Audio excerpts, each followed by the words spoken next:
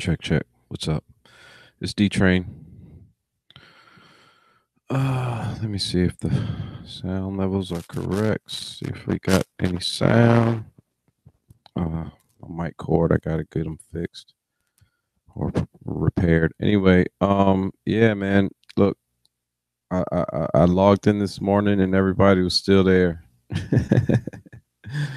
But that's entertainment. The Roseanne thing. This is for real because we all have. I, I'm going to assume we all have older people in our lives in some way, shape, or form that we give a damn about. And they might be around that age where a fixed income is what they have to live on. If they were pretty good with their money some way, or they were able to save up a few dollars, they may have a few dollars saved up, and maybe they're looking for other options. Maybe they have some things laying around that they could probably unload and probably make a few dollars on just to supplement their income.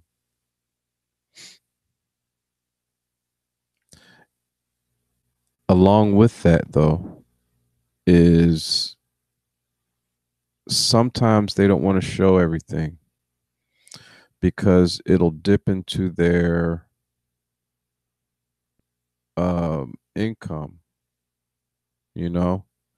And I think it comes from fear and not completely understanding everything, and so that fear, you I think it's a fear of not being able to do it,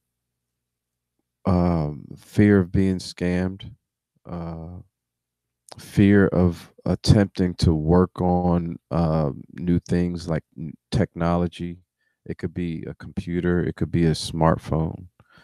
Man, I see some of these older people, man, they just have a hard time just understanding that when you touch something on a smartphone screen, it's probably going to open something up, and then they get scared and they're back at another screen or somewhere that they don't know how to get back,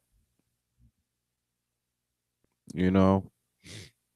And now you're talking about getting online and trying to sell stuff, okay?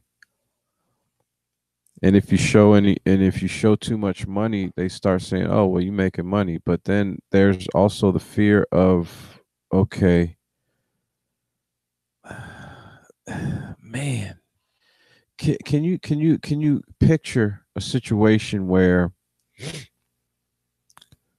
let's say, I don't know how much anybody gets, right? So I'm just gonna pick a number. Let's say it's $1,000 a month or $1,500 a month, and you got health care coming out of your check too, and you got bills, and you're older, you probably live alone or with another person. If you're living with another person, that's great, like a wife or husband. And you can combine your incomes from that. But there's a fear also, like, can you imagine making 1,000 and being afraid of making 2,000, or being afraid of making 3,000 and showing it and having to pay taxes on it, or getting your money taken out of, you know what I mean? Now you made $2,000. Let's say it's just 2,000. Let's say it's 2,000. Let's say it's 500. Your first time trying to do something, you make $500 the first time you try to do something, or 100. The first time you make some money online, I'm going to say that it's probably for most people a miraculous, awesome thing, an experience, right? And now you got people wanting your product. They want to contact you and they say, okay, go ahead and send it to me, or, whatever. You pay online. But if you're not paying online, you got to set up another way of getting your money. So how would you say, okay, send this to me where I know I'm going to get it, and it's going to be legit. Most people like to say a money order, right? So you can probably cash it.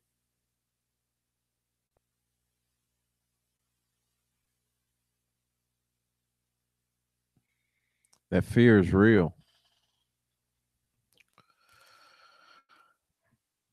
I've seen people in the last 5 years who got their check dipped into just recently, as a matter of fact, their social security check dipped into for healthcare, Obamacare, or yeah, usually it's some kind of healthcare situation.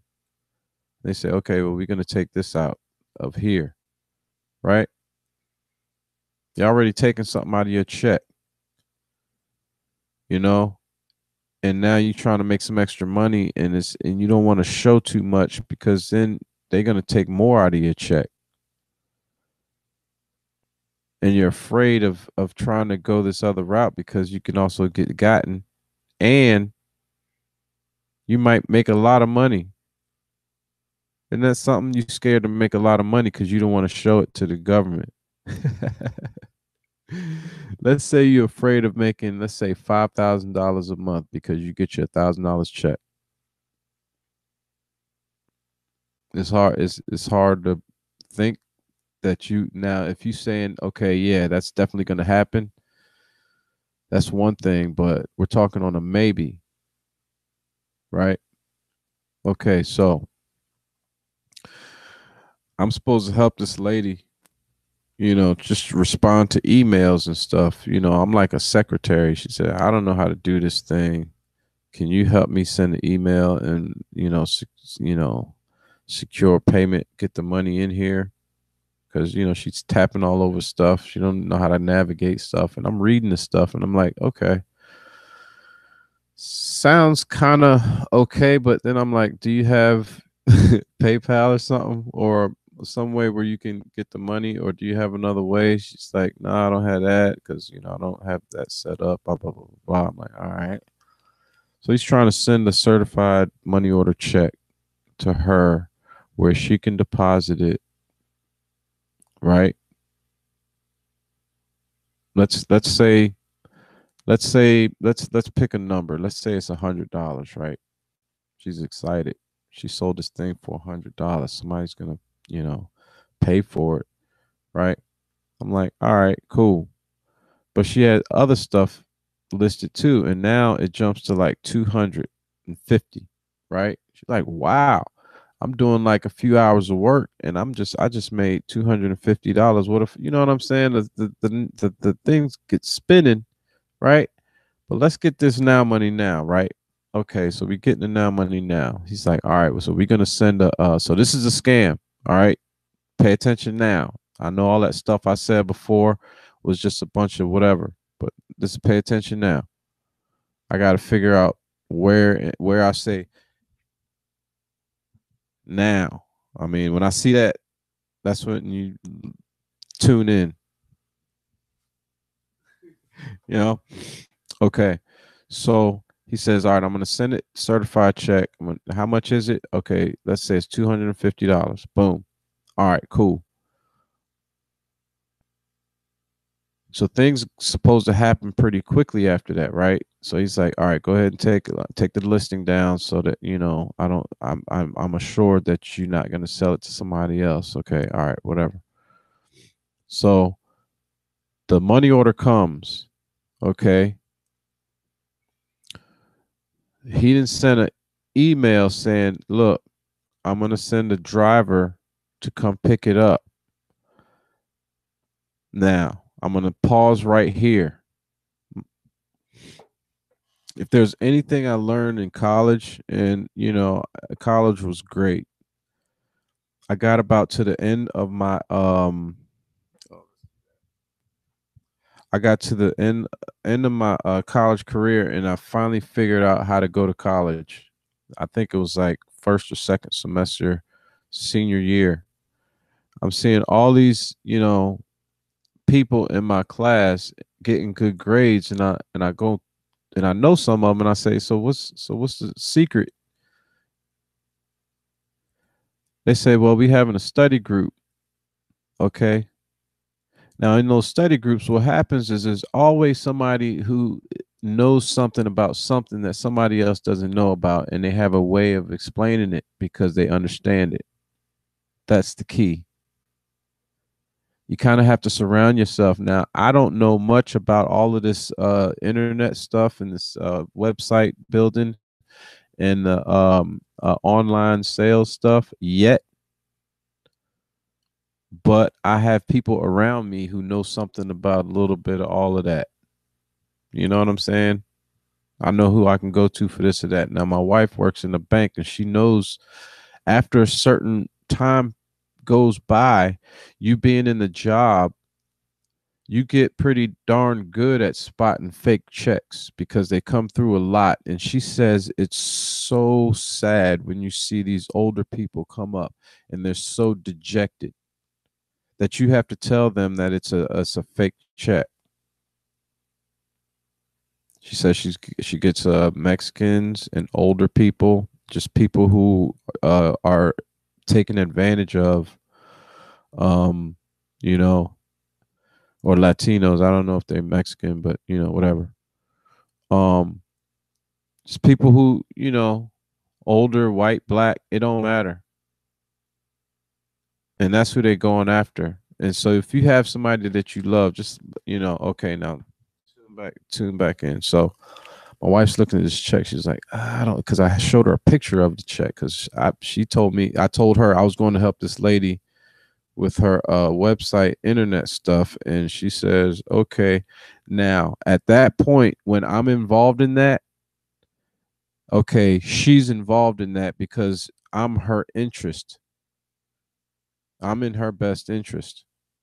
You understand? That's how it works. Well, I don't know if that's how it works in anybody else's neighborhood, but that's how it kind of works in my house, where if somebody's going to take advantage of somebody I'm helping, then that's kind of like them taking advantage of me. So she's a good person to have like that. She's kind of like like my mom in a way. Don't mess with moms, It's- you know, and don't mess with my wife or my wife's husband, which is me. So she's looking at it. She was like, she's getting into it. She's like, Dontra, don't you let this woman, you tell her this, this, this, and this. And I'm standing here with this lady, and I'm like, all right, so look, let's get back to the story. So the product is what? What did we say? 250? Life changing? 250 one day, right? Now he's talking about, she says, all right, look, is he expecting any money back from the transaction? That's the first thing she asked. And I said no, because I hadn't known about anything else that happened since I left her a week ago after we set up him sending the check, right? So I get over there. She's like, she has this envelope in her hand, and she didn't know that the check was in it. She thought she was supposed to send the stuff back with it. Okay. I said, did you open it? She was like, no, this is just an envelope. I was like, no, it's sealed. The check is in here. I was like, watch. I open the check. I open the thing. I reach my hand in there, pull out a check. She tripped out. She didn't know. But let's say instead of $250, let's say it's $1,000 in there, right? Now here's a scam. Okay, here's what you do, ma'am. Take this money order to the bank, deposit it, and then withdraw the money, right? And then I'm going to send a driver to pick up the product, and you give the driver the rest of the money, right? You keep the 250, give the driver 750 and the products, right? And everything will be good. bells go off in my head. My wife, the first thing she said was, "Hey, is he expecting any money outside of that? What did we say? 250? We said 250, right? Are they expecting any money outside of that?" Ding, ding, ding, ding. Boom. Not now. They getting cash and they got your product and they gone. But wait a minute. You forget it's a fraudulent check. Did I say that yet? Did I need to retell the damn story? It's a bad check, yo. But how do we know? Well, my wife goes, "Hey, if it's a bad check, tell her to take her ass to the bank. Have them call the bank that the check is on."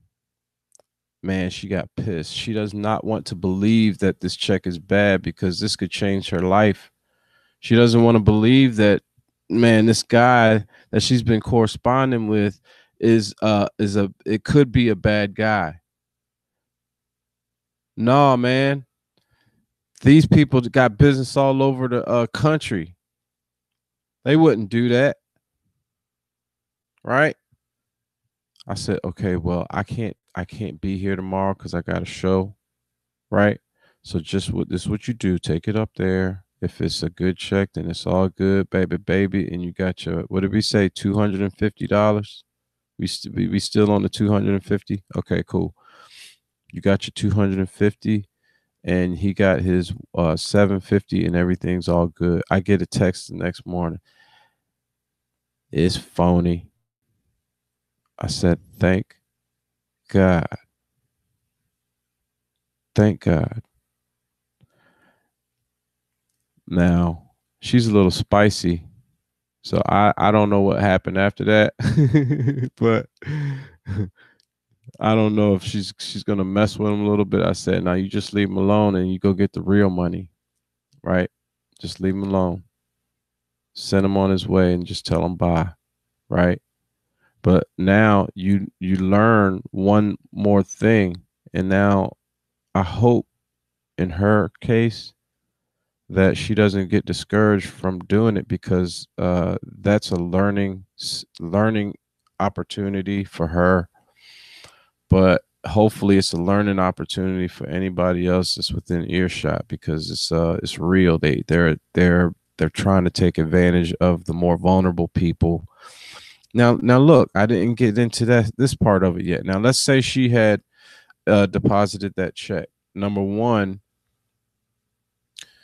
the bank sees it as a fraudulent check, and if she has a history of it, they're at risk.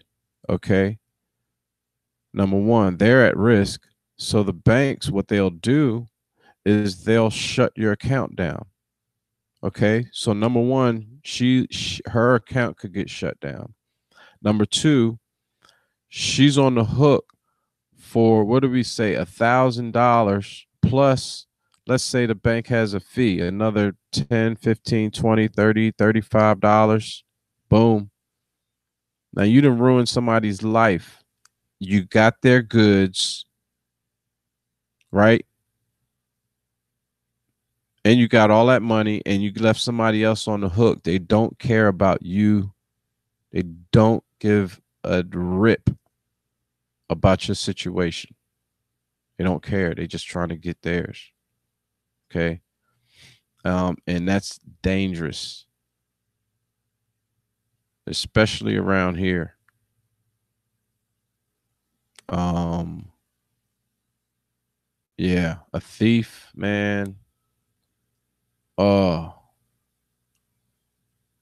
yeah. Anyway, so you can really mess up somebody's life. Somebody can really get taken advantage of, and so just watch your people. I know we sometimes, parents they say stuff after they get a certain age, and it's like, what?